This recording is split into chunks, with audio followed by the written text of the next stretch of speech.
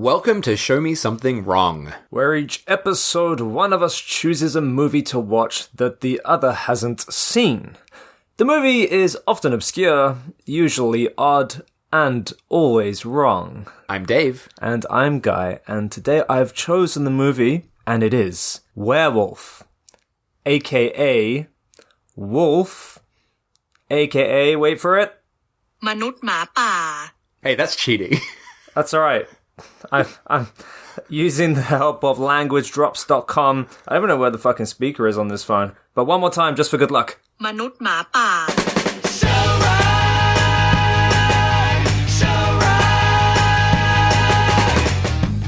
So how are you feeling, Dave? About this film? Just in general. In general? You look like one of the characters in this film, not one of the human ones. Well, talking about the characters of this fucking film, I've been holding all this in. Oh, it's all going to come out now. So last time when you were like, now there's no subtitles, I was like, okay, well, Guy's a fairly sensible man. He's probably chosen something that's pretty easy to understand without subtitles. This film.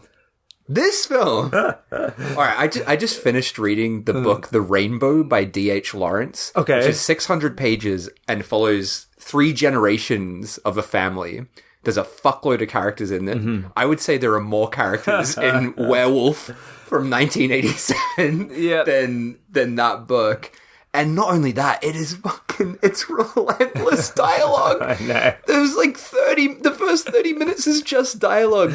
And Tana came in when I was watching it, and she's like, "You doing this for the pod?" I'm like, "Yeah." She's like, "There's no subtitles?" I'm like, "Nah." She's like, "How are you going to talk about it?" I'm like, "I don't know.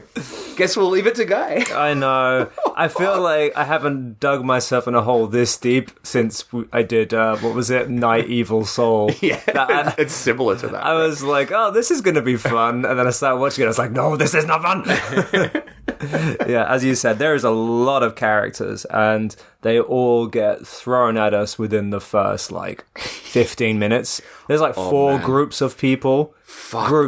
Groups with about 7 or 8 people each that all get introduced to us within the first 15 minutes of this film. That was actually the way I started to make sense of this, which was to not see the characters, but as groups of characters. Yeah. So then you can kind of reduce it down to, 4 groups, right? Yeah. Essentially.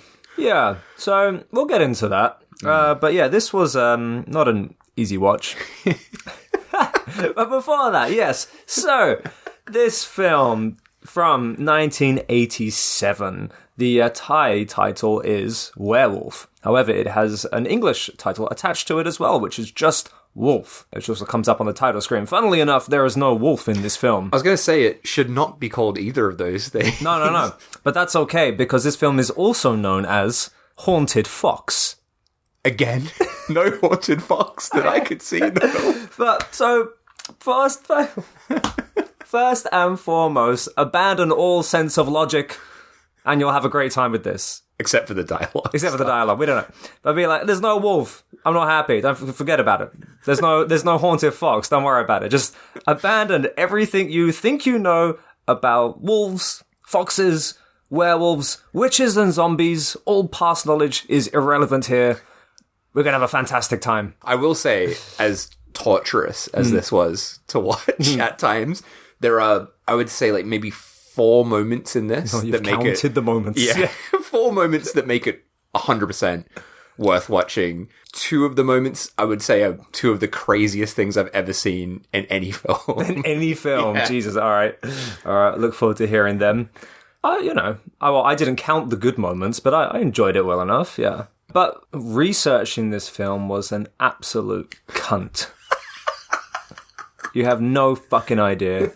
So the title is just Werewolf. Yeah. Or Wolf as the attached. Just try searching Werewolf or Wolf movie in any language. The amount of shit that comes up is insane. Let alone having another film called Werewolf released in the same year as this. Not only that, in the same year this came out, Teen Wolf 2 also came out, which apparently was a massive hit in Thailand. Really? So if you search Werewolf and then 1987, there's all these like Thai pages for Teen Wolf. What? Yeah. Teen Wolf 2? 2, sorry, yeah, 2.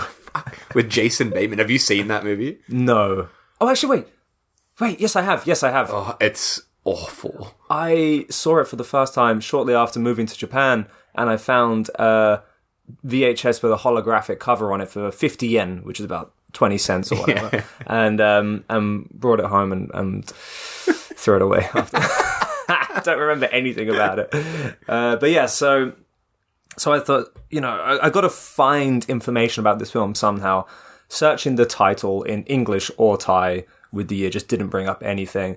I tried searching the title plus the year plus the director, which brought up a load of weird sociology papers. So, don't know where that came from.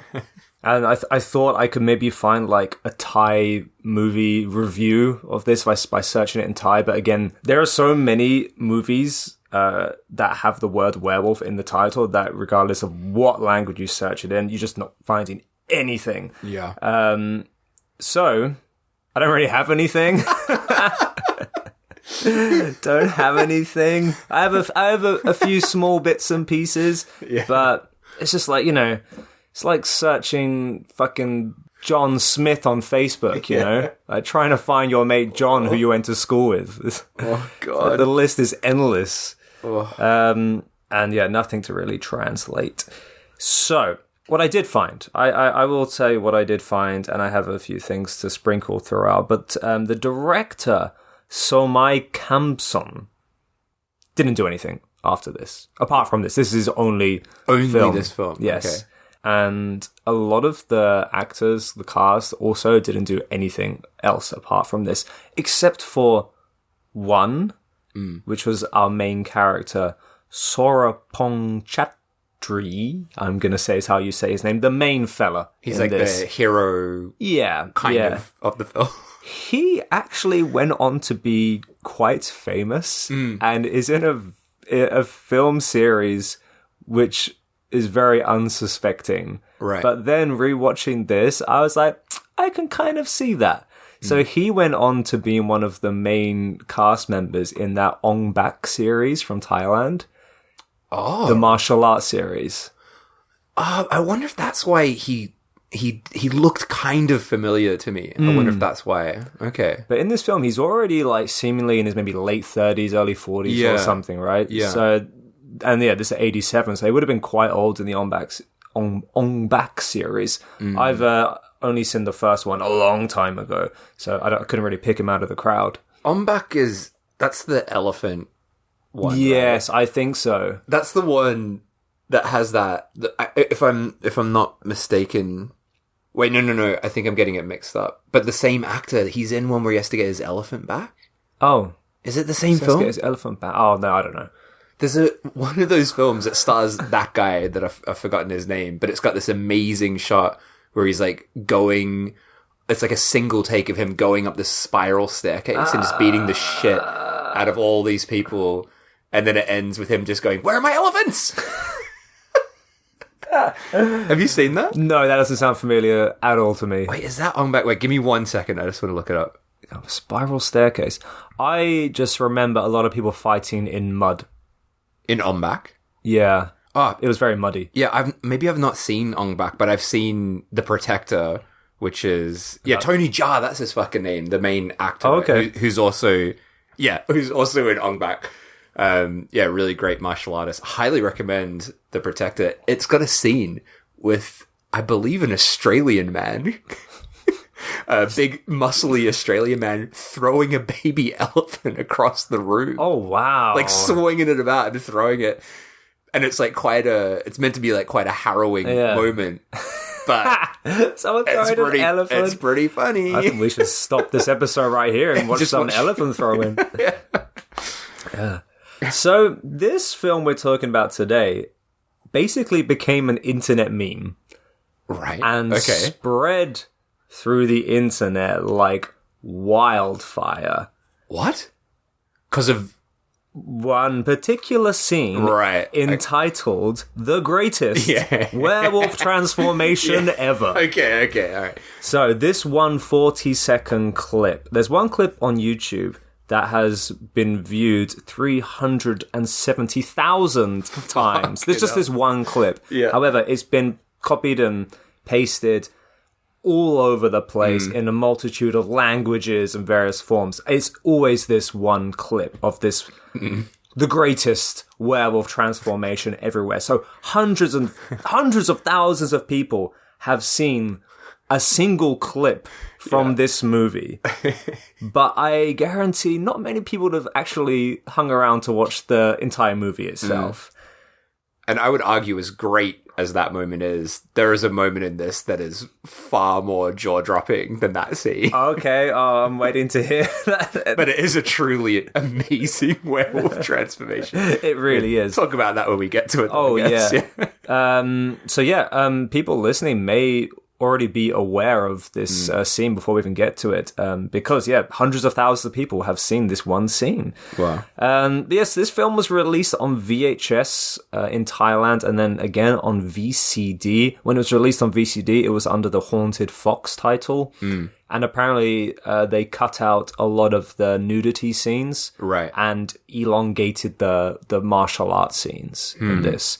But today we are talking about the VHS version from Thailand that features the greatest werewolf transformation ever. Now, as you previously said, this is an unsubtitled movie from Thailand. Now, my knowledge of Thai doesn't really extend beyond an average food menu. So a lot of this was just kind of grasping, trying to just, just guessing what I think was going on, as well as reading up on a few reviews. So whatever I say here, don't take my word as gospel. It's probably wrong, but, I'm still going to talk about it. Still going to say what I think happened. So just, take everything I say with a pinch of salt. This was so baffling without subtitles that I'm not even sure if I'm clear on who the villains are of this film. I'm not confident in that. Yeah, that's a good point. I didn't even think about that. We've got multiple groups of people, which we'll get into, but I'm like, are these bad guys? Are these guys with mustaches bad guys? Is this witch bad? Like, I don't really know. No. I don't know. Are the heroes the heroes? I'm not sure. The bad guys are kind of treated as heroes. In the end, aren't they? That's the final scene. I was they like, do some fucked up stuff, though, right? We'll get to that. We'll get to that. So, opening scene, we have some lovely sweeping music, some jerky trees. The older wolf title appears on screen. Now, this tape rip that we watched, the tape is so stretched out that the music is like slows down and warps and stuff all over the place. It kept flicking from hi-fi to mono as well, so it'd be like suddenly in both speakers. And I love as well, like, that music, as you said, very, very gentle and totally just did not match like these horror titles. Oh, I have some fantastic information about the music of this film, and you will be you are actually very familiar with this music score. Am I? You are. Okay. We'll get to that. Oh. You've heard this music before. I gotta say, there was a moment in it where I'm like, this sounds very familiar. Is this being stolen from something else? Yes, it has. Okay. But I'll tell you what later. Fuck, I wonder what it is. Yeah, definitely at one point. Yeah. Not the whole way through, but certain points. I was like, this sounds familiar. So the opening shot, we see our main group. These are our treasure hunters. Treasure hunters, okay. Is what they are referred to as. Yeah. But when you first see them, in this first scene, they're just setting up a tent. And I'm like, they're just a bunch of pals camping. That was my assumption. And then very quickly, I was like, wait, what the fuck is happening? Yeah. They're setting up some janky old tent. It kind of looks like the tent from Ogroff that we watched last time. Yeah. It's like really like propping up a bed sheet with a stick kind of style. they're all kind of gathered around chatting about something. A half-naked girl comes out of the tent, and as she does, we get some spooky sci-fi music, like wow, wow, wow, wow, wow, wow, Yeah. for some reason, Yeah, over a naked woman. Very confused by that sound. And they are on their way to a cave to try and find some kind of amazing lost treasure, apparently. So this group, though, Yeah. we've got one guy that's clearly the leader, right? Yes. That was one thing that was clear, even without subtitles. Our main hunk of the group is the leader. He's clearly, everyone loves him. And then who else is in the group? Just a couple of babes. Couple of babes. And then a couple of lads. Yeah, and there's like 7 or so Something people. like that, yeah. Anyway, they're heading towards a cave. We don't really get much information. Should we refer to them as the good guy crew? Do you want to? I feel like we need to give names to the crews. Okay. Because there's so many groups of people. All right. I refer to them as the treasure hunters, but we can call them the good guy But there's other crews. treasure hunters in this, right? They're the bandits. Good guys, bad guys. All right, Okay. let's do good guys, bad guys. Okay. All right. So good guys, led by Sompon, are hiking towards a cave to try and find some lost treasure. We suddenly cut to a blue night sky, and we hear the howl of a wolf. Or dog. Yeah, and not only that, it's the first of many dog howls. It's like in Night It really Evil is, Soul, right? yeah. That was like, what was that? The cat. The cat sound that we heard, yeah. It's like that, but with dog howling. Someone had one single audio sample of a dog barking and just went to town on the soundboard. I love just looking at my notes here for this scene that's coming up because I don't understand anything that's going on. Yeah. So my notes are literally babe, babe in bed, Oh, yeah. silky curtains, lamp. Yeah. I don't know what any of That's all correct. Our next scene, so we've heard the howl of the dog. And yeah, we cut to a babe in the bed. Babe in bed. She takes her lamp and goes exploring. She's woken up by the howl of the doggy, and she leaves her hut. We're now kind of in a village at night, and she goes across the courtyard into another hut. Starts lighting candles and incense, gets up to something spooky. Yeah, she's sort of doing a spell, I guess. And she's got a crystal ball, and the crystal ball makes that sci-fi sound that we heard before. Which makes me think, was it a mistake that we heard it earlier? Did they accidentally slide that sound in there? Maybe, yeah. I don't Because know why. it comes out of nowhere earlier, but here it, makes sense, right? Yeah. But then, as she's like got this crystal ball, so we hear that sound, and suddenly, this babe that was previously in bed and now in a hut, it turns into a witch, I guess. Yeah. With a big fucking dildo on her chin. Yeah, she has a very distinct look. Yeah. I wouldn't go as far as say she's got a dildo on her chin, but she was, as you said, a babe. You know, woken up in the night by the dog howling, starts some spooky voodoo stuff, and she kind of through like jump cuts, like wah, wah, wah, wah, wah, and she jerks back and forth, and we now cut to her as a witch, and her face is all janky, and she's got I wouldn't say a dildo, but it's like a big old triangle stuck to her chin. It reminded me, because it looks so just like suction cupped on. Yeah. And I think the reason I went to dildo was because there's a bar that we often go to in Osaka that's full of dildos everywhere, and they have a big massive dildo with a suction cup. And I don't know if you've ever done it with me there, but I sometimes would suction it onto my forehead and have a big dildo on my forehead. And it just like reminded me of that she's got, because it's so clearly stuck on. It's not like really blended in It's to not her at all. face. It's Yeah. just like this big dick on her chin. It's fucking massive.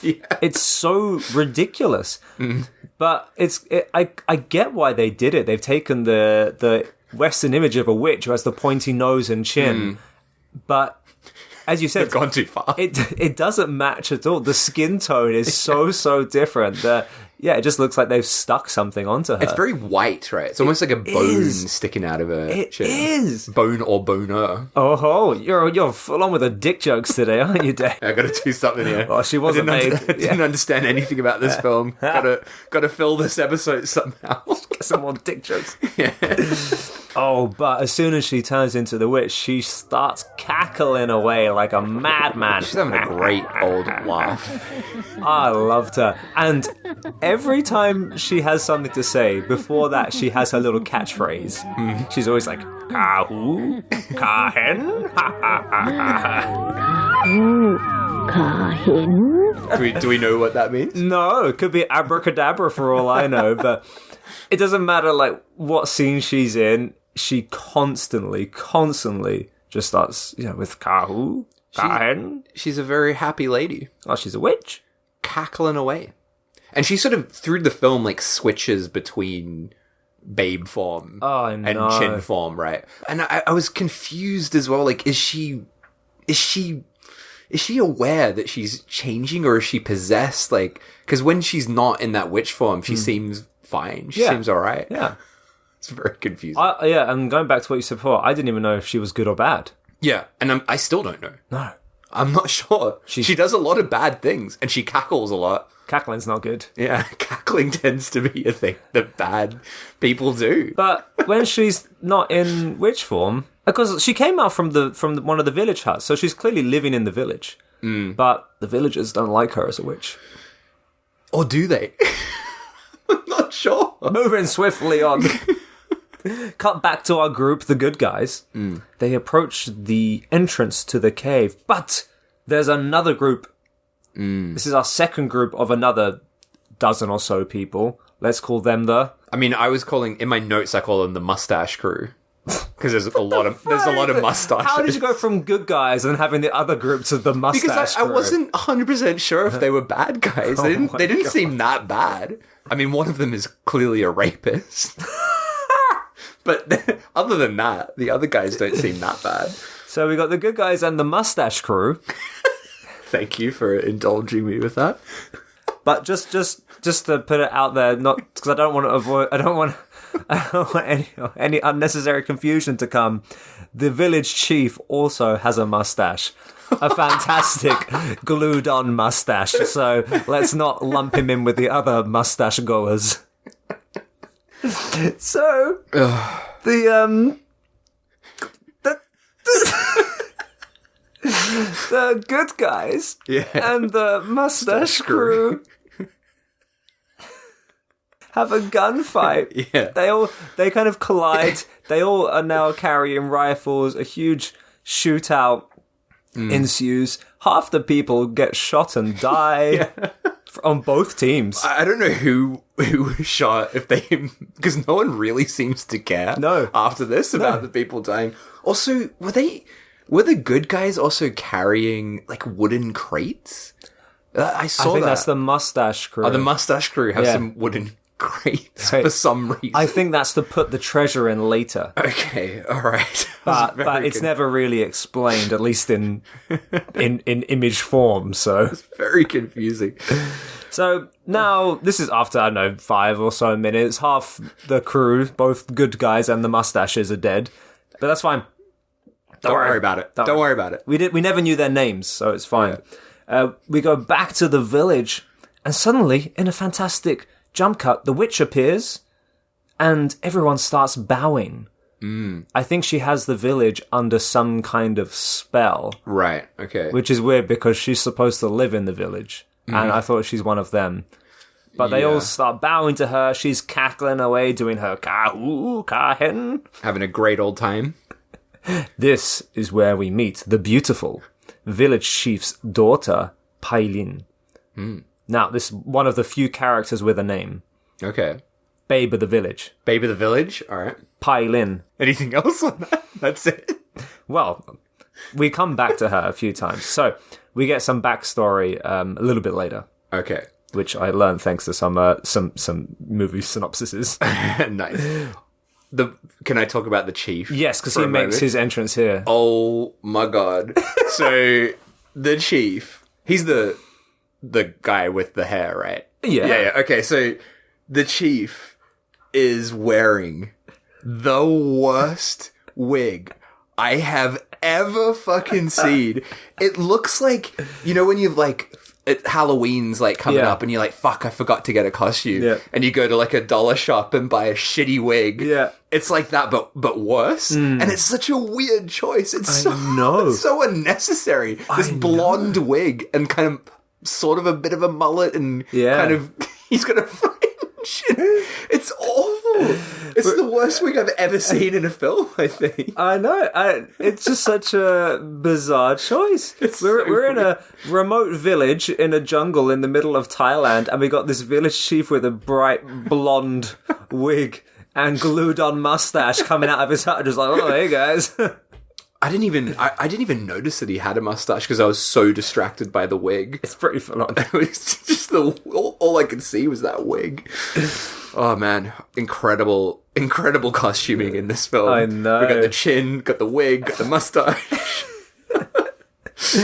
Fuck. We also Amazing. meet his son, Isa.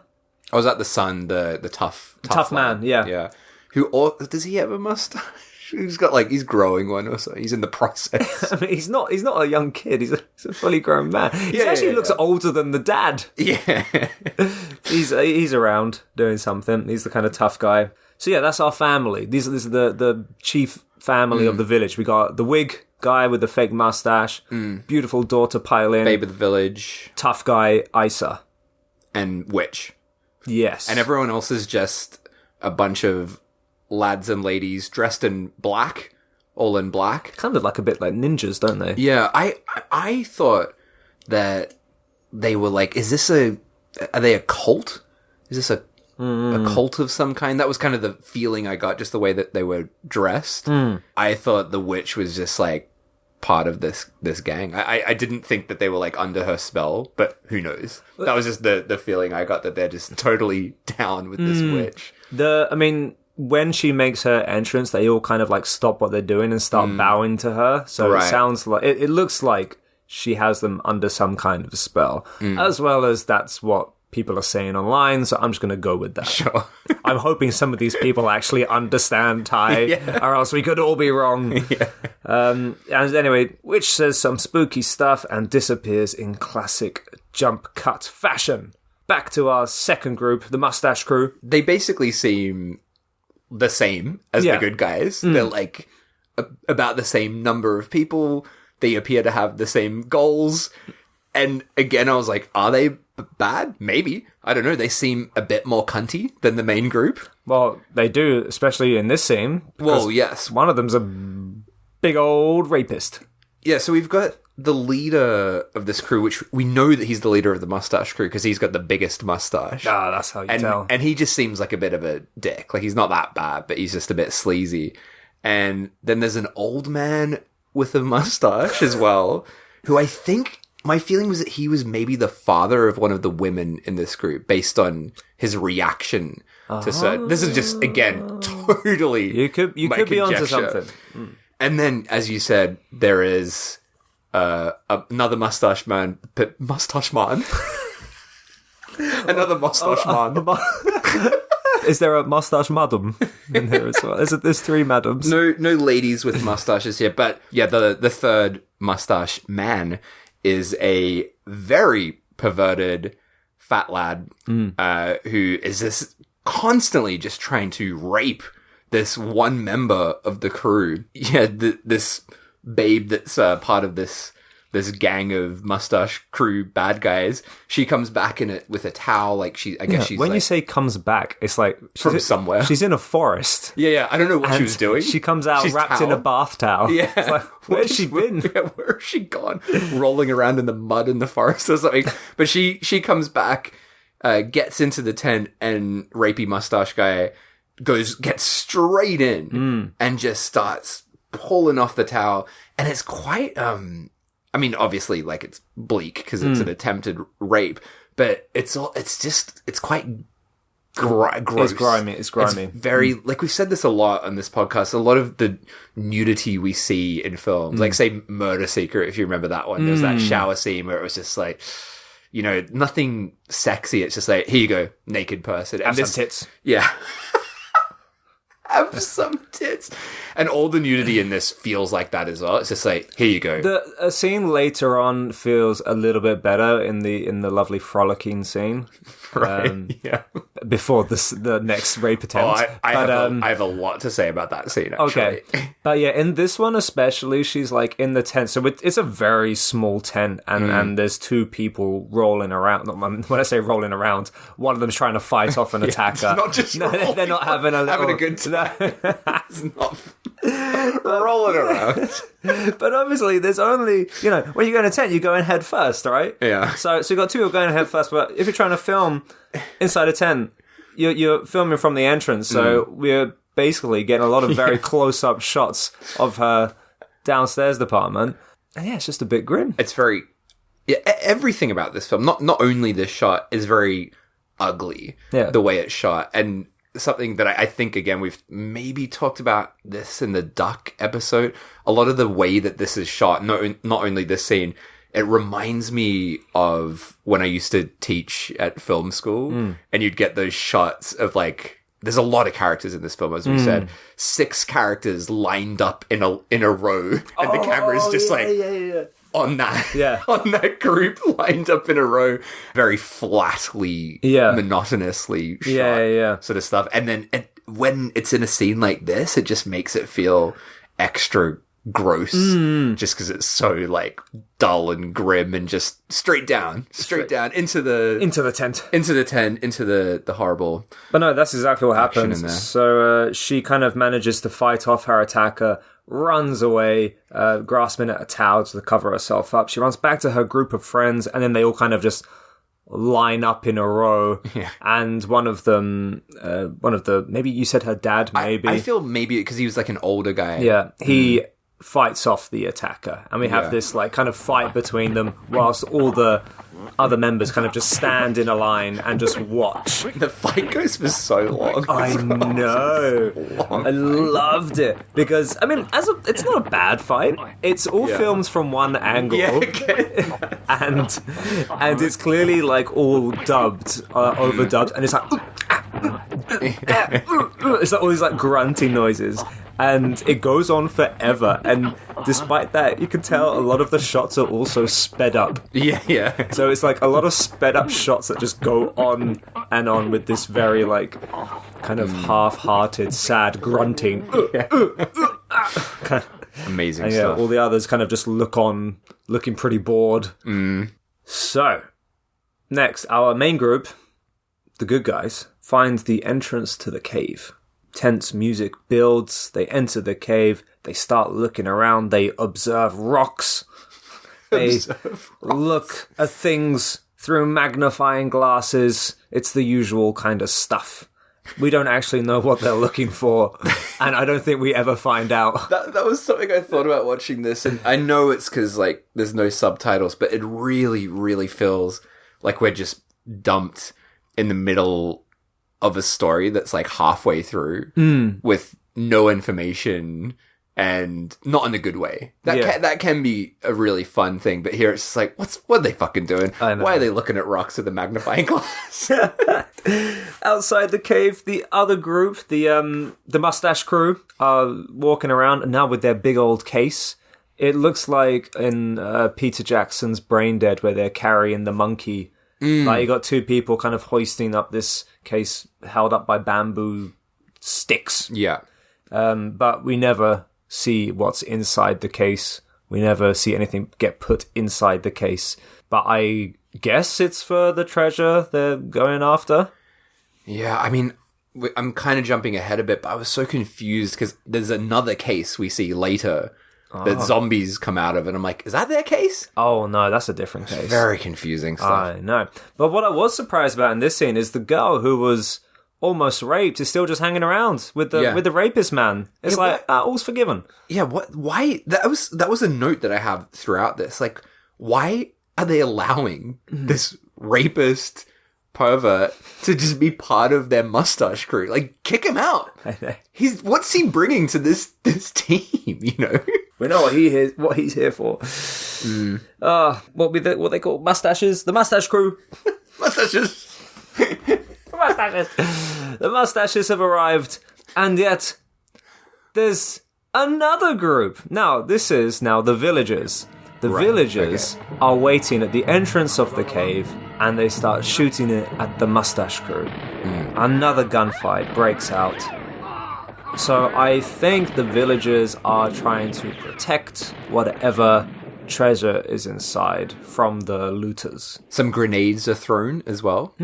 Not just bullets traded, but there's a few explosions. Some people die. Couldn't tell you who they are. Doesn't matter. Yeah, then after that, the village chief comes back with his blonde old wig, says a few things. I don't know. Let's skip forward to the next scene, because all of a sudden, we hear a werewolf start howling. And finally, the spooky stuff starts. So it's all been pretty dialogue heavy up until this point. But finally, we're kind of entering the good stuff. The stuff where the horror kicks in. Yeah, this is like 30 minutes in as well. So we've just Is it that long? Yes. Jesus. It's been a wall of fucking dialogue and characters. And then this scene happens, which is amazing. And I think it is funnier and weirder than the werewolf transformation. Right. So for me, this is like the most unbelievable thing I've seen in quite some time. So we're in the cave where the good guys are sleeping, right? And then we cut to, this is where I got confused, because we cut to like a wooden casket. Yeah. Kind of just in the cave. Yeah, it looks somewhere. like some kind of tomb. Yeah, some kind of How come they didn't box, use a their coffin. magnifying glasses on that? And what's really confusing is like this tomb is not like even covered by anything. It's not behind some rocks, or it's not covered in cobwebs. It's just placed on a rock, like in plain sight. There's like, was that always there? Yeah. How did you miss that? It's not very good treasure hunters, guys. I know. And was I right in thinking, so we see this casket, does a cat jump out of it first? Because you see something jump out, and I think you hear a cat meowing. That sounds kind of familiar. You might be right. You might be I could right. be wrong, but again, the video, this is a VHS rip, and it is very bad quality, so it's very hard to tell the details. But yeah, then zombies start coming out of these caskets, blubbering out from this. Blubbering out. And these zombies are fucking great. Aren't they? They are some of the best looking zombies I've ever seen. They're really bizarre. Their faces are fucked. It's just They're all like, it's just like, yeah. How would you even describe it? It's like a mesh of just blood and guts. Like you can't even see any skin. There's no defining features. Yeah, bulbous red mess. Almost like their faces are like covered in like potato salad or something, but with blood as well, right? Like mash on their faces. Yeah. But one of them as well has like a fucking big swollen eyeball. A massive eyeball. bulbous protruding eye. Like a really white, big old eye. Oh, it's great. They look awesome. So they come out and start fighting, I guess, or like the good guys start trying to fight them off. Can I just say, during this scene, as they've come out their tombs and they're walking towards the good guy crew, all hands stretched out, zombie-like, the whole time we have this howling of the werewolf, and like on repeat, and it's a very distinctive howl. Like it's so easy to pick out from the scene because it's so distinct. There's like two barks and then a howl. It's like woof woof, oh, woof woof, and it's on repeat the whole time. So during this scene we have wolves howling, and we haven't actually seen any werewolves yet. No, but we've been hinted at a werewolf. But before we see a werewolf, yes, we get the zombies with the werewolf howling over the top of them.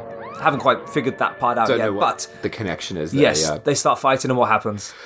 Well, oh my fucking god. So the leader, our hero, he's like very chilled out about this whole thing. Yeah, he's meditating. He gets up. He's like, a couple of zombies. Who cares? And he seems to have a scroll of some kind, I think. And my guess is that he got this idea from this scroll.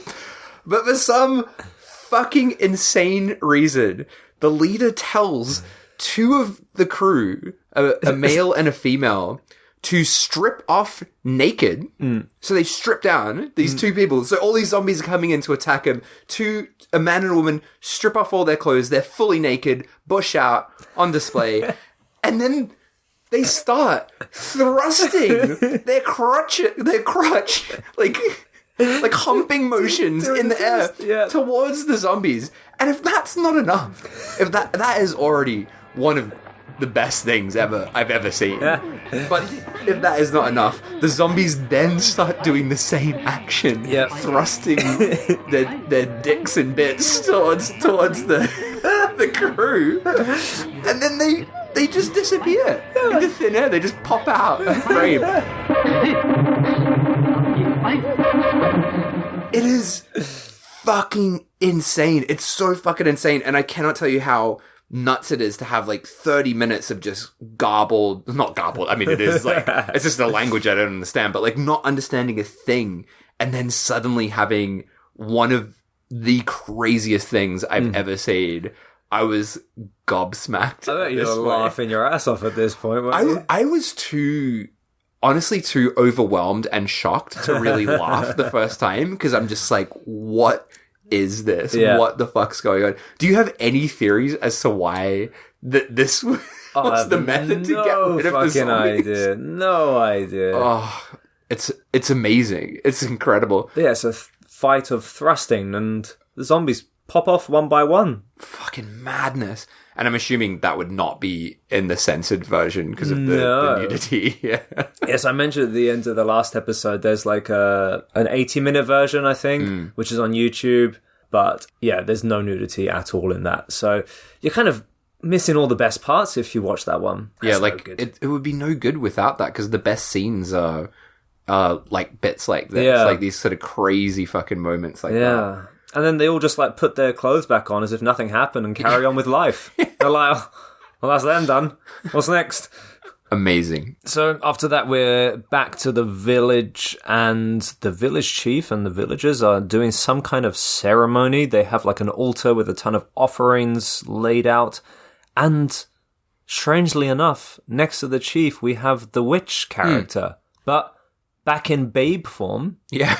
And that for me was so confusing, because I was like, wait, is it the witch? Because when she's the witch, she has a lot of like gunk on her face. And, but she's wearing the same clothes as before as well. Like when she woke up with a lamp, the babe lamp. The babe lamp.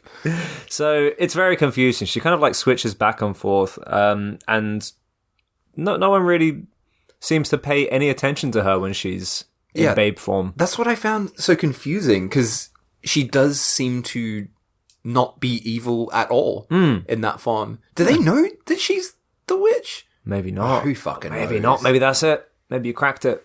Crack the code. Let's end the episode there. All right, so next time... No, we haven't even got to the werewolf scene yet, you fucking phone book. You fucking phone book? What does that mean? What is that? What does that mean? Doesn't mean anything. It's calling you a phone book. Is that a thing that you do? You call people phone books? Oh, I do. Actually, it's first time, but still. Wait, that just came the first word that came into your mind. That's fucking hilarious. What was the process to get to a phone book? There's no process. What does it mean to be a phone book? You're dense. Oh, there you go. That's pretty good, actually, yeah. Took you a while, but you got there. Who's the phone book now? Oh, boy. Oh, dear. Well, speaking of phone books. Oh. Now we go back to the mustache crew, who are all pretty fucking dense, if you ask me. and they're looking at a map. They got like an ancient old map. I shouldn't have even talked about this scene because it doesn't matter at all. All right. Because that's all that happens in it. They're just looking at a map. Don't they go to the cave and talk to the good guys? And now the witch is the witch in witch form. And she's all, once again, Kahu, Kahen. Is that what happens? Because I thought that the witch took some of the villagers to the cave. And they're just doing some kind of spell. Not the mustache crew.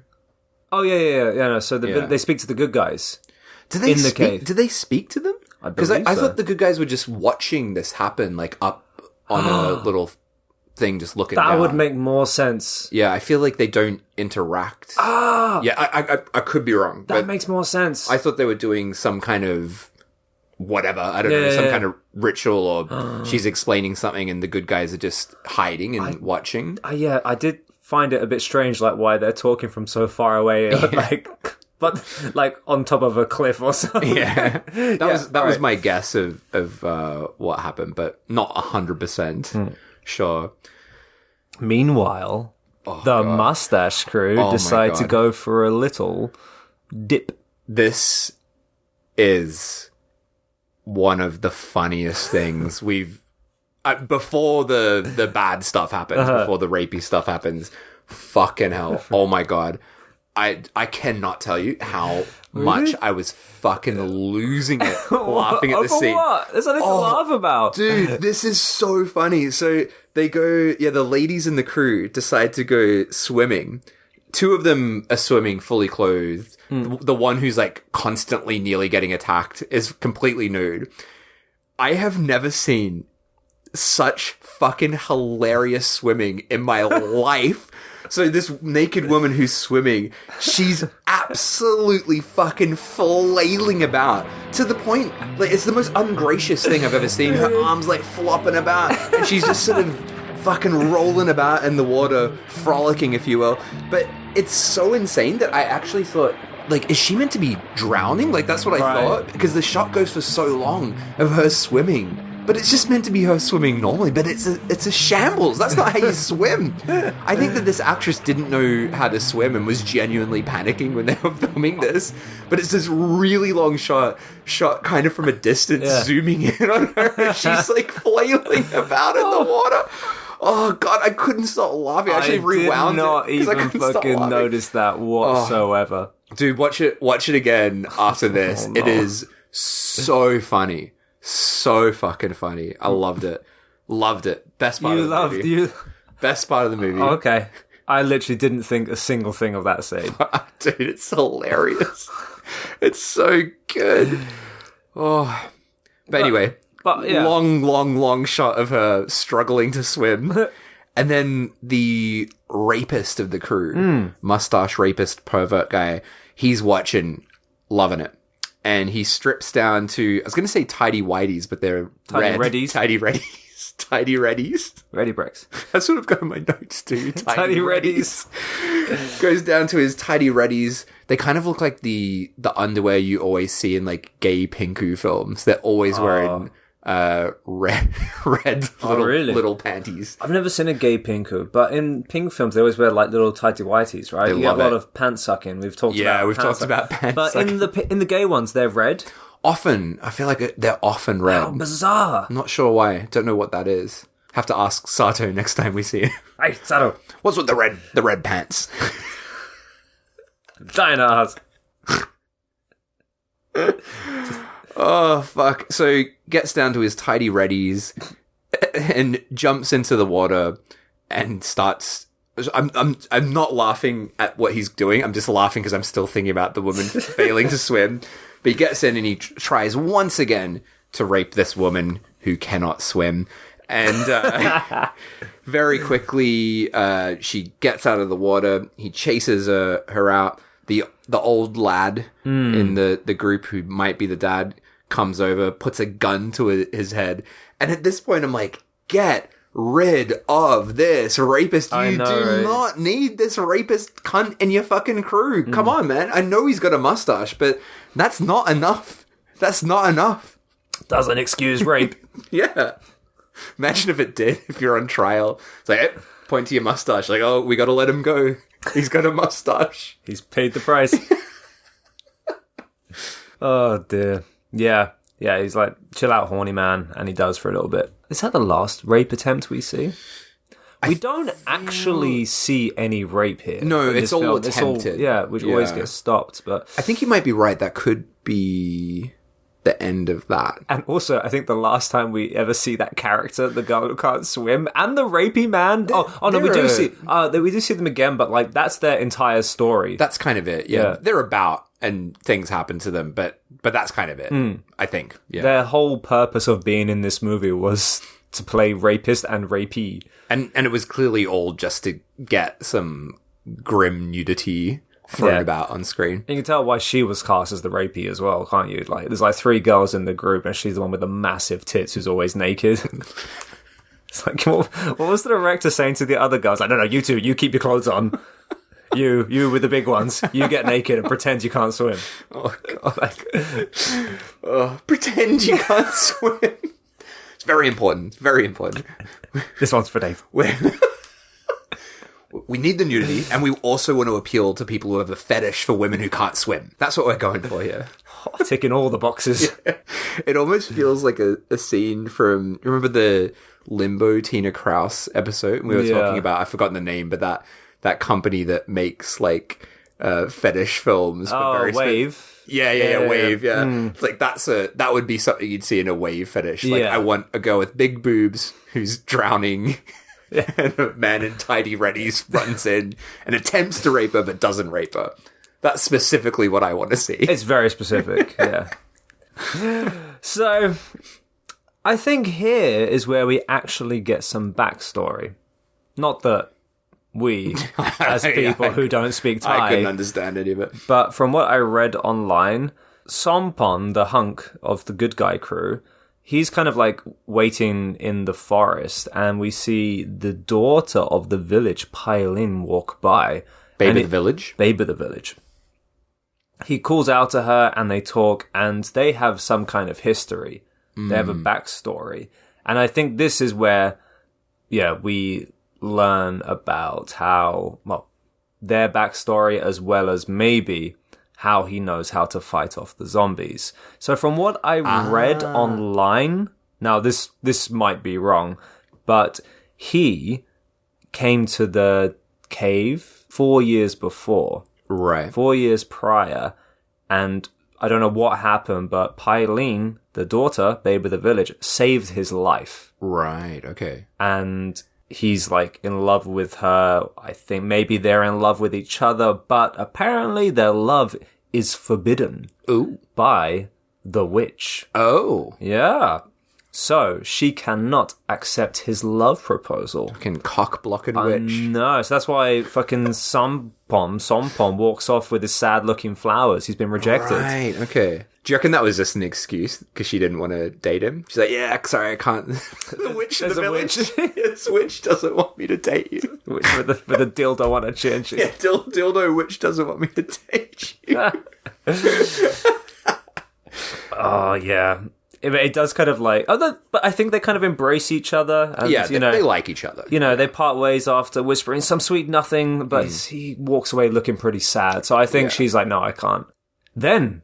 she gets ambushed by a mustache man. Are you sure? Is it not? No, I think the guy that ambushes them is one of the good guys. Because he thinks that she's... This is, again, not 100% sure. Yeah. But I think he's part of the good guy crew. Because one, he doesn't have a mustache. Does he not? And two, after that, they chill out once the leader comes back and is like, well, she's all right. Oh, but before that... a massive kung fu fight breaks out. Yeah. So, but you're right. Maybe this member of the group just starts beating the shit out of Colt. Well, not beating the shit out of it. They start fighting, doing a whole lot of kicks. He kicks her into a big pile of leaves, which look quite fun actually to dive into that pile of leaves. But I was watching this fight unfold. She basically kicks his ass. Yeah. Like, daughter babe of the village, she fucking destroys this dude in a fight. And it's pretty well choreographed as well. And she takes some kicks and some hits. As you said, she gets thrown into a pile of old leaves. Not the wildest stunt, but but it looks pretty good. And I was thinking, like, this actress clearly has some kind of combat training. Yeah. But again, not been in anything else as far as I could see. But throughout all the commotion, Sampon comes running back after he hears, and he's like, hey, cut it out. Say sorry. And the guy, like, sheepishly apologizes to her. Yeah. And then he acts like he's a big fucking hero for, like, intervening, but she was winning anyway. Yeah. So now we're back to the village. The villagers are all worshipping the witch with a big old pointy chin. That really lines up to my note here, what you just said. I just, like, had a laugh reading my notes. Witch is having a great old time with a big old chin. I gotta say, the witch's hair is pretty great.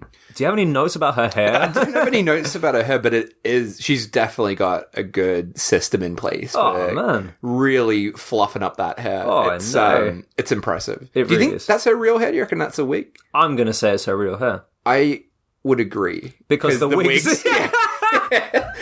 We've seen what a wig looks like in this universe. Yeah. Oh, God. Oh, and the daughter of the village comes running in, and then we cut back to Sommai in the cave for our most famous scene. The scene that's been tagged as the greatest werewolf transformation ever. So, we're back in the cave. Everyone is asleep, and the werewolf sound starts howling. The constant sound. Repetitive sound of a werewolf howling starts, and we see our main man meditating. Now, suddenly, not a wolf, but a dog appears from behind him. What kind of size dog would you say? He's a big dog. I would agree with that one. He's a big black dog. Fuck off, you don't know what a bloody ladle is, so you can't talk.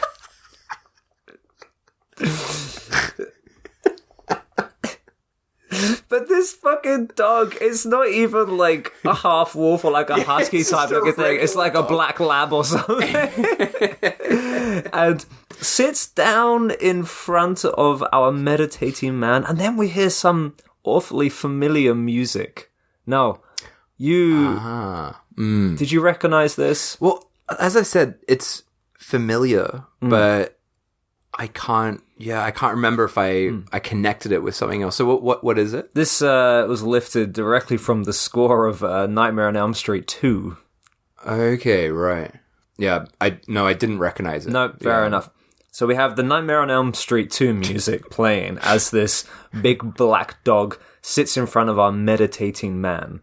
Sompon, the man, opens his eyes, and then red laser beams shoot out from the dog's eyes onto Sompon. And then we get the greatest transformation ever. In very, very jerky jump cuts, little by little, the man gets patches of fur glued to his face, then on his hands, and then we get so we have about, 10 patches of hair, little by little, covering all, like, the skin on his face and hands. Then the camera zooms out, and we get this almost, like, establishing shot of him now in wolf form, which just looks like a teddy bear.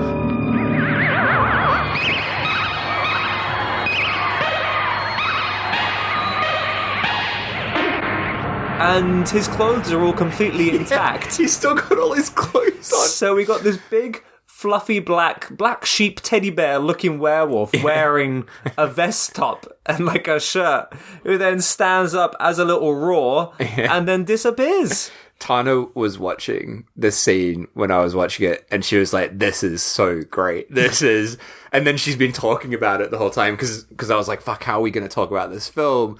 Like, there's no subtitles. Like, I don't know anything that's happening. And she's like, but that transformation scene, that was fucking amazing. And it truly is, like, it's, one for the ages. It really is. It's a magically great shit moment. It's so good. And yeah, like, as you said, like, his design, it's just like, it looks like something out of, like, either an 80s kid show or maybe like a pantomime where they're doing like a Three Little Pigs thing or something, Like it's that level of costuming. It's very, very cute. It is not scary at all. He's a very fluffy boy, isn't he? Yeah. Yeah. I'm gonna give him a big old pat. But fucking hell, yeah, that's the scene that has been seen by hundreds of thousands of people. It's not. I can understand why, because it's truly fantastic. I mean, who needs American Werewolf in London when you got Werewolf from Thailand? Yeah, they should have showed this to Rick Baker. How do you feel about this, mate? Bet you feel pretty embarrassed now, spending all that money on American Werewolf in London. You could have just glued bits of fur to the actor. He didn't know he could do that. Yeah, it has the same effect. Well, they're both werewolves in the end. Yeah. Got the same result. Doesn't matter how you got there, but in the end, you're both werewolves. Oh, no. It's. I have never seen a funnier transformation than this. Had you not seen that scene before? No, I've not seen it. I've not seen it. Oh, I bet you were somehow. shitting yourself when you saw that. Oh, I was. I'm not joking. I was screaming. I was squealing with delight, and I had to rewind it a couple of times. It's fucking hilarious. It's really so good. I love it. I was in at a pub the other day, and I met up with our mate Eggy, who's been on this podcast a couple of times, and we were talking about movies that we watched recently, and I was like, mate Eggy, you've got to see this scene. And I just played that werewolf transformation, and he was like, oh my god, amazing. He was loving it. It is unlike anything I've ever seen before. I've never seen a transformation scene of any kind that shit. Yeah. You know? But it's like, it's shit, and it's great. Yeah. You know? Like, it's like, I love it. It's so good. It's so fucking insane. I know. And it's the, like, audacity that they're like, this'll do. Yeah. You know, like they're just stick patches of fur on him.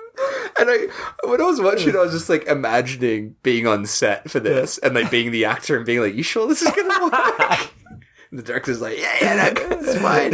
It'll be good." The guy's like, "Right, don't move. You can't move while we gotta stick these next bits of fur." But he does this while he like jolts a little bit with every time. Oh, it's great. So if you don't believe us and how incredibly awful yet great, so bad it's good this scene is, just do a YouTube search of the greatest werewolf transformation ever. It will come up in many forms, in many languages, and it's just fantastic. Amazing stuff. This scene is what cinema is all about. Honestly, like this scene is like why I feel like we watch movies like this. For those moments where you're just like, fucking hell. And same with like the dick thrusting scene as well. It's just madness. Like, it is. Insanity. I mean, you wouldn't get anything like this now. No. That's the saddest thing, right? You don't... Yeah. Wait, hang on. When was American Werewolf in London out? I feel like that's like early 80s, right? So this came out years after. This is definitely after, yeah. Yeah, American Werewolf in London is 81. So this came out 6 years after. 6 years after, 6 years after. Fucking hell. Yeah. But yeah, even that now, I mean, even in like the lowest budget, even like the shittiest student films, I would not expect to see anything this awful, you know? Like this cheap looking. I mean, it would have been much less shit if it had just been the lasers and then boom, he's the wolf, right? Yeah. To like have the transition of the fur appearing just makes it so much fucking funnier. Oh, it's great. Amazing. Oh, so we're now in a village ritual or party or something. I think it's a ritual. There's some fireworks going off. There's dancing. Stripping. It's just like a strip show. Some dudes playing the drums. The blonde wig guy is loving it. He's having a hell of a time. He's got a pipe. Yeah, he's just like nodding his approval, like, yep, pretty good show. Not bad. Got fireworks, got strippers, it's pretty good. Pretty glad to be the chief of this village, other than the witch. Well, it's all pretty good. But the witch is sitting next to him in babe form. He's got Babe Witch on one side and then Babe Daughter on the other side. And then he's sitting next to his daughter watching a strip show. Oof. Dirty bastard. Oof. Yeah. And then, all of a sudden, the werewolf walks in. Were-dog. The were-dog. He walks in his, clothes that he was wearing. Have I misremembered it? Is he wearing overalls or have I He's wearing, what would you even call it? It's like a vest top or something. Not like an overall... What do you call them? I don't know, but it's... Like a sleeveless jacket kind of thing. Yeah, it's very silly looking. It's not like he now moves like a wolf, like on all fours. No, he just walks around in like teddy bear form. And he just walks in and all the villagers just stand up and stare at him, kind of, I assume, in shock. And the only person still moving is the dancer, who just keeps dancing for ages. And then she kind of realizes him, runs off screaming, but all the villagers just stare at him, and he kind of makes this like little growling sound. Yeah. Just like... "Arr." And they like fire up some like torches, right? They light some torches and sort of start to chase after him, but he's just gone. He walks off. But this is when I was so fucking baffled by this, and I don't think there's going to be an answer for this, but who turned him into the were-dog? Did the witch do that? I think it was the witch. And what is the purpose? And why has he come to this village? Because all the things that happens from this point on in his were-dog form, I don't see how it benefits anyone. There is no point of him being a werewolf at all. He doesn't do anything that merits him being a werewolf. He doesn't kill anyone as a werewolf. He doesn't do anything werewolf-like. No. And the time span of him actually being a werewolf is relatively short. It's maybe like 5 minutes as a were-dog, and then that's it. But the film is called Werewolf. Ludicrous. I know. So I think perhaps the witch put the curse on him, because sometimes we see her with her dog, right? The dog that came in and laser-eyed him. Yeah. So maybe she put the curse on him because she doesn't, permit the love of him and the babe of the village. Well, it doesn't work out well for what happens next. What does happen next? Were-dog, he's disappeared, but then we just cut to the hut of babe of the village. The daughter, who's just sleeping away. Were-dog is just there. Just squatted down next to her. And then he laser blasts her. Laser eyes her eyes. Gives her some LASIK surgery. And then she's just like under his control. And at this point I'm just like, what the fuck is happening here? So he walks out and she follows after him. They walk through the woods. The good guys like wake up. They see that their leader is gone. They're like, what's going on? And then the were-dog, leader in were-dog form, leads the babe of the village into the cave. And they go to shoot him, but I guess they recognize his clues. I guess that's what happens. Yeah. And they bow down to him. Yeah. And then he just turns back. Yeah. Into the hunky leader that we know and love. What's that about? And he's like, oh, what happened? He's just kind of baffled. Yeah. And then the babe of the village, daughter of the village, she's back conscious again and freaks out about where she is. And then they all just have a chat all lined up in a row for fucking ages. It's like the longest talk of the film. They're just talking for forever. Yeah, no one really seems to mind that he was a wolf. No one really kind of like surprised that they managed to turn him back into human form by bowing to him. Why were they bowing to him? I don't know. I know that the subtitles would help with this, but without them, it's just like, what is happening? Yes. What was the point of any of that? I don't know. So back at the village, drums are banging. They have a drum player, the village drummer. Villagers are gathered around talking. Spooky music starts playing, so we assume there's something of some kind of significance going on. The witch comes out of her hut. She has no big plastic chin at this point, but she's kind of like with the blonde wigged chief. I wonder, is she the wife? Because this seems like they're in cahoots. They came out the same hut. Anyway, but she's in babe form, not in witch form now. I think they're still talking about protecting the treasure. Another shootout then ensues outside the cave between the mustache crew and the villagers. And the mustache crew run inside the cave, not away from. So I think the villagers didn't do a very good job of scaring them away. They fucking blew it. Yeah. Inside. So now both teams are in the cave. Good lads, mustache crew. Yes. And another gunfight breaks out.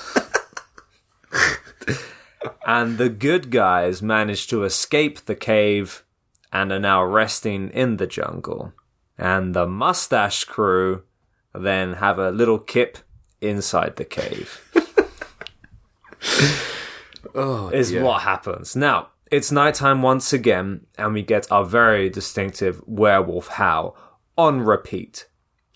And they all start waking up one by one, looking around, like, what the fuck is that sound? All just sitting around like dildos, not really doing anything, listening to this wolf howl going off on repeat. Suddenly, the coffin opens up once again, and we got one guy who's kind of like propped himself up against it and is kind of sleeping up against this coffin, and a zombie comes out and starts like leaning over the top of the coffin and like stroking this guy sleeping and like whispering into his ear. Yeah. It's a baby talking zombie. This is one of the 4 moments that I'm like, this is fucking great. Right. But this is not just any guy. This is rapist. This is mustache rapist man. So he's getting a taste of his own medicine. Yeah. Getting molested by a baby talking zombie whose face is like so fucked. It's like it looks like it's been pummeled to pieces. Like you can't even see any eyes. It's just a mess of like blood and gore.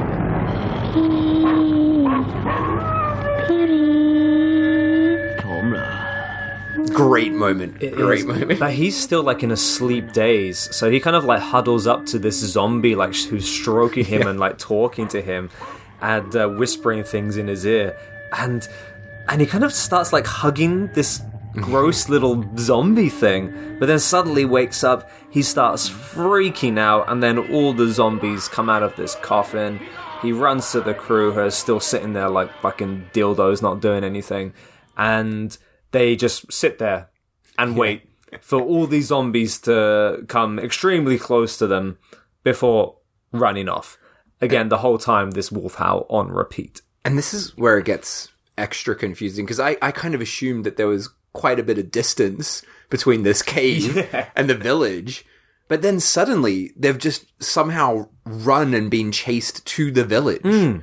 So the mustache crew are just at the village with the zombies strangling them, biting them, attacking them like crazy. Zombie outbreak. And this stuff is fucking mad as well. It was confusing as well. So I think, maybe you can correct me on this one, but Babe of the Village seems to randomly rescue one of the mustache crew. She sort of grabs her. I think it's the one who couldn't swim and like takes her off. But I don't think we see her again. But she just seems to rescue that one. I think. Maybe. Very confusing. But there's just zombies everywhere. We've got the big eye zombie lurking about. One of them is just chilling out on a swing. Oh, I know. And So that's good. the one who's like laughing. That zombie laughs. He's got like this I love that. Just cracking up. Oh, and we get the arms. Oh, Yes. it's so good. Yeah, one zombie grabs one of the women in the crew, and as she's like trying to escape and they're like pulling on her to kind of get her away from this zombie, the arms start stretching out. Yes. Like one of those, those stretch, It's like Stretch Armstrongs. Yeah, Stretch Armstrong. and then eventually, I think they start hacking at them with machetes. chop off the arms, but then the zombie's just standing there armless, Yes. and it just wanders out of frame. I love that. And the girl great. who was grabbed before like runs off with still those like bandy arms attached to her. Yeah. Oh, it's so grim, but that big fucking eye bulging out zombie is so gross. And on the swing as well, just laughing. It's crazy because that arm scene is great. Yeah. And the zombie makeup, we said before, is amazing. So we have this like real mix of really cool practical effects and makeup, and then like bizarre transformations and the weird witch chin. Like, what's that about? How can there be such a massive difference in quality? Yeah, it really is. Like, just, it feels like the effects here are from a different film entirely. Yeah. And then after that, so after people have been killed, strangled, bitten, chopped up, played on swings, and the chief comes out with a gun, and he's like, "Oh, stop all this nonsense!" And the witch is with him, but in babe form. And then after that, the zombies are just not there. So I wonder if she has some kind of like control over them. But the villagers then seize the mustache crew bandits, and this scene is fucking grim. Yeah, This is so grim. So fucked up. They tie them up. So this is like 4 people. They tie them up in a kind of like joint noose. So they have like this noose made for 4 people. Yeah. And they bound their legs. They tie nooses around their neck, and then through some kind of like wheel mechanism lift them up into the air, hoist them up, and they kind of rotate whilst getting hung. We have a lot of extreme close-ups of just their faces as they're being strangled to death. Their fucking eyes are bulging out. They've got blood splurting out of their mouths, and they're just like choking to death. It's really fucked. And like these guys, I guess, are the bad guys. Like these mustache crew guys are not meant to be great people. Yeah. But it's like such a fucked up way for them to go. Disturbing. And all the villagers are laughing. Yeah, they're having a great old time watching this. And it's not only them getting hung, right? Because they're attached by the feet. Yeah. So they're sort of being stretched and like cracked and broken as they're getting like, hoisted up. It's really disturbing. Very disturbing scene. One of them was the rapist, though. Yeah, he deserved it. But then one of them wasn't one of them a woman? Yeah. It's like just So anyone chuck him up there. Yeah. But I guess the one who can't swim, I think she escaped, but I don't think we see her again because the daughter just takes her off and save the babe. Save the babe. Oh, so the one who could swim got hung. Yeah. That's what you get for learning how to swim. Yeah. Yeah, it's a really disturbing scene, and it's kind of like out of nowhere. I mean, the zombie stuff, I mean, it's kind of gory and disturbing in that kind of sense, but it's all good fun, really. Like, the zombies playing on the swing, the rubber arm stretching out. It's not anything that's going to shock anyone, this quality, but that hanging scene, it's like, ooh, it got dark real quick. Yeah. And all the villagers just like laughing as these guys like go all bug-eyed and like gasp for air. Oh, crazy. What a scene. Cut back to our main group, the good guys. They're still in the forest. They have a chat along with the daughter of the village, the babe. Seems significant. Don't know what they say. Important information. Don't know what it is. Cut back to our witch doing some more magic witchery with a big old chin. She's doing the whole ka-hen stuff, as always. She looks into a big old ostrich egg ball. And she can seemingly talk with the treasure hunters through this magic ball. Yeah, it was almost like, when you have like a video camera on your doorbell. Yeah. And you can like talk to someone, and that's sort of what it felt like. So she's letting this is honestly I was so lost from this point on, because she's communicating with them. They kind of seem to be invited in to the village for some reason. I don't know. Good like naming. it's suddenly like the villagers are not as like evil to these guys. They're just like, yeah, come on in. It's very weird. I don't know I'm so confused, guy. I'm so confused. Yeah. We need to learn how to speak Thai so we can understand this. I don't want to. We just need a Thai friend. We'll just make a Thai friend. All right.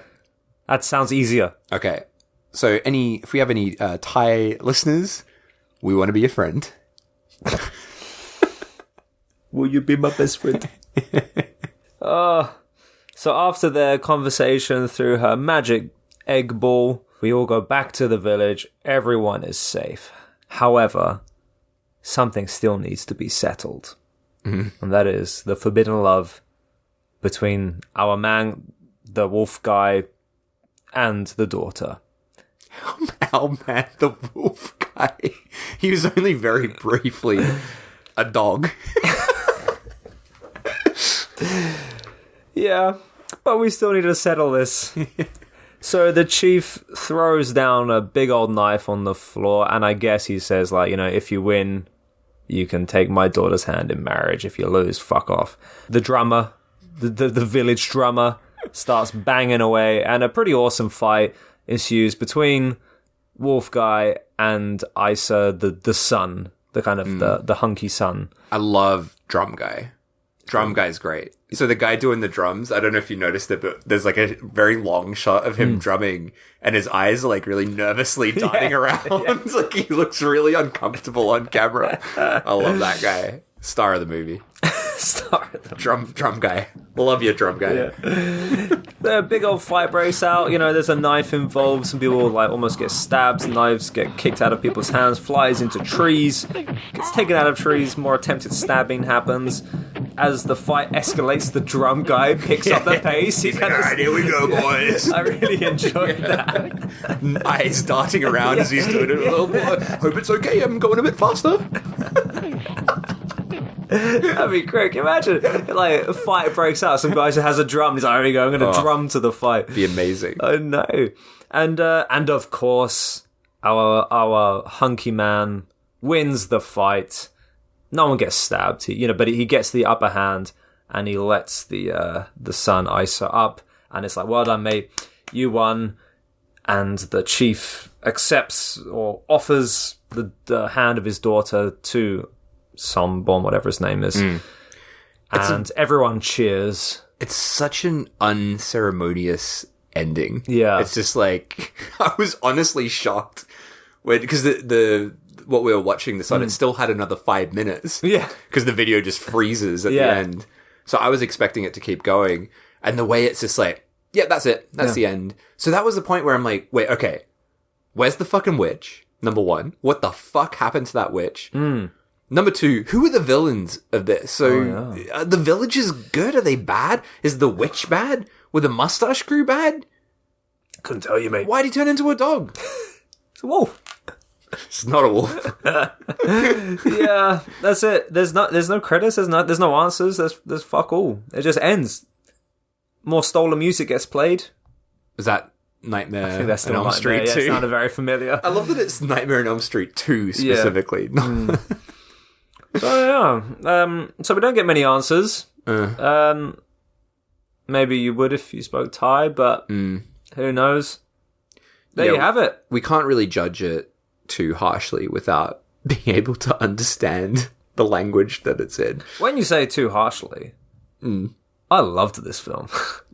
I thought it was awesome. Right. I thought it was great. I mean, granted, yeah, there was issues. Yeah. But I felt like this guy, whoever created or directed this film, for his first film and clearly for having very little money to make it with, it was a pretty ambitious project. He had a lot of ideas that he put into this, like the witch, transformations, the werewolves, the zombie makeup was great. There's like prosthetic work in there.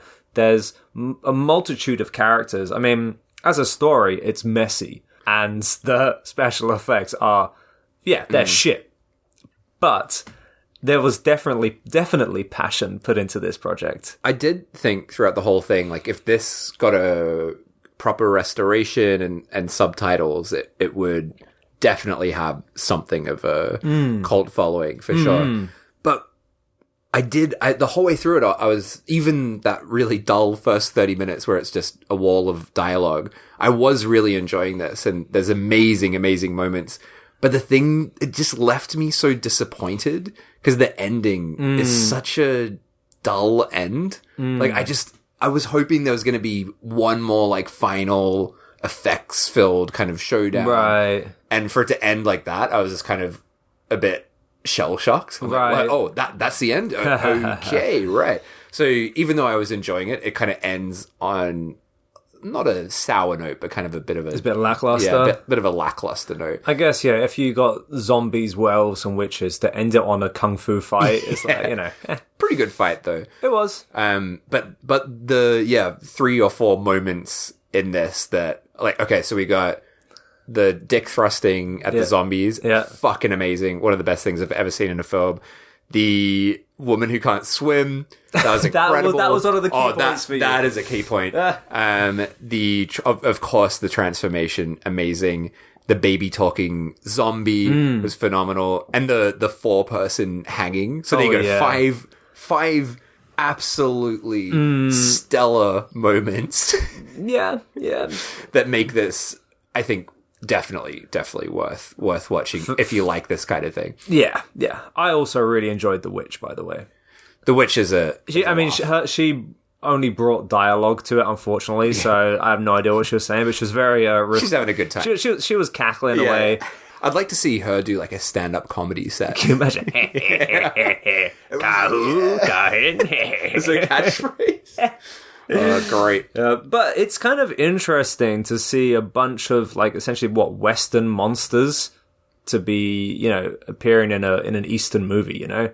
Like a Thai film, their take on what a witch or a werewolf or a zombie is. Like, because even though it's clearly based on like these Western monsters, they have their own kind of like their own twist to them, which I really enjoyed. It really feels like very Southeast Asian, doesn't it? Like it's like the witch and all of that feels very, very much like it's from Thailand. Yeah. But you're right. Like it's not it's weird seeing those Western versions of it because usually, you know, if you see like Indonesian horror films, you're mostly seeing like the witch with the flying head witch and stuff like that. Like it's those kind of characters. Yeah.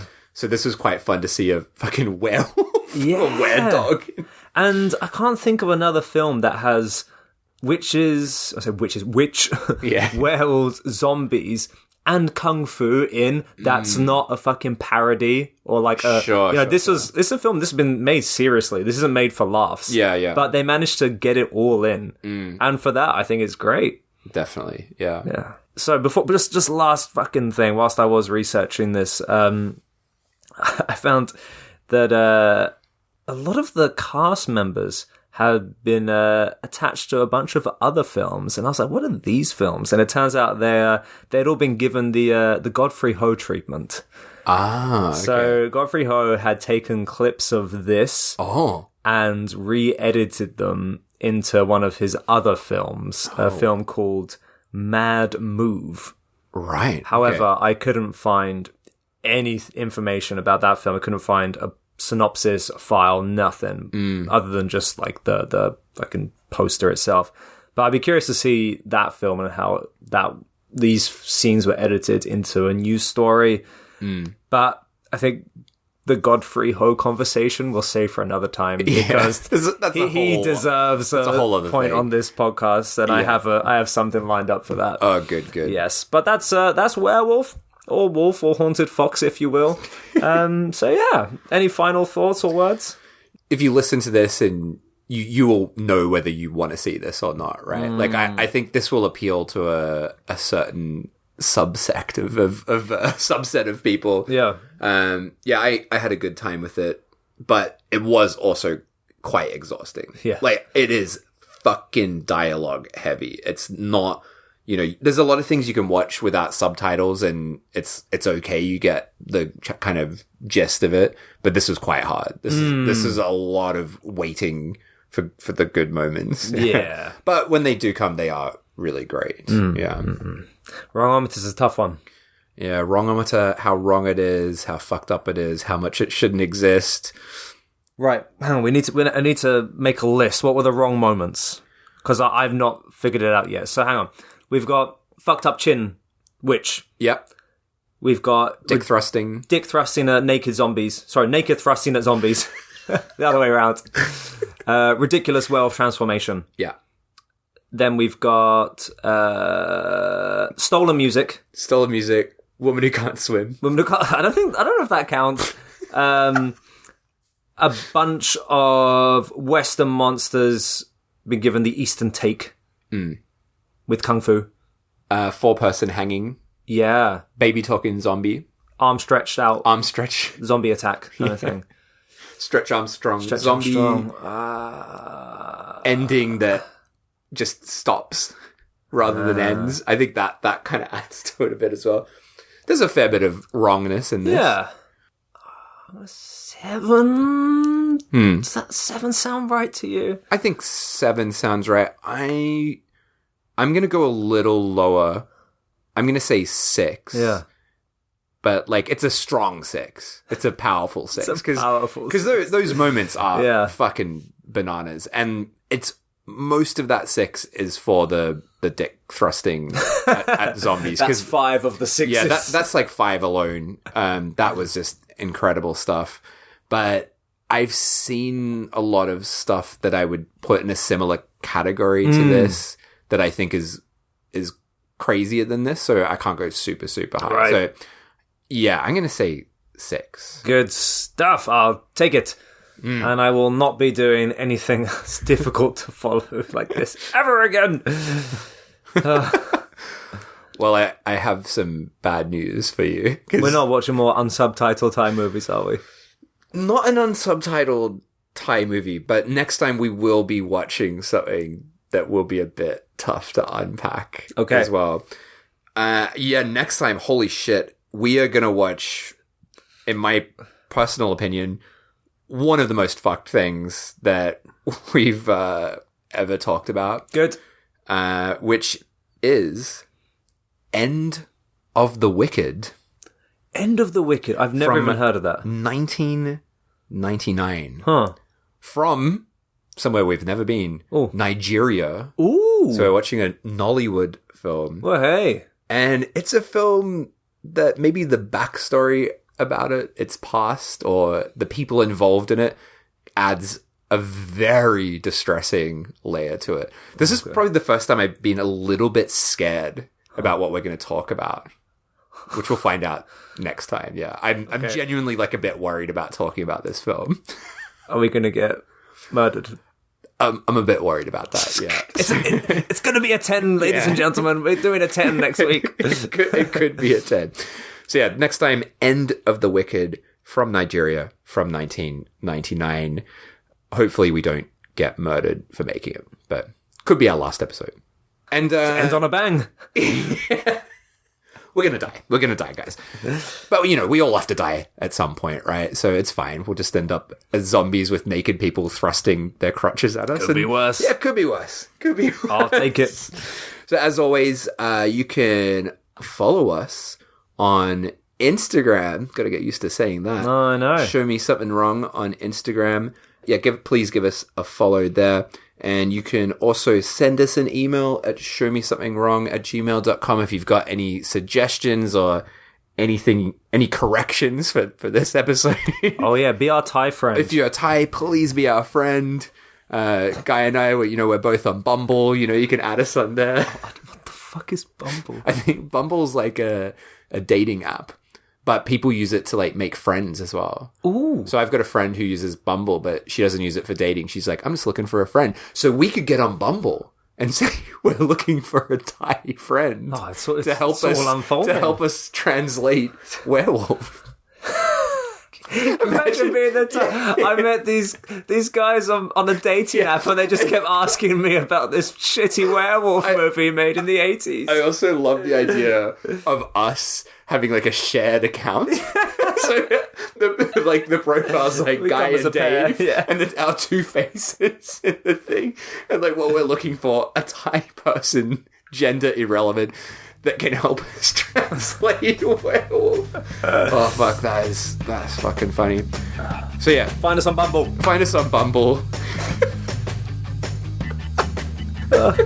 And then join us next time where we die.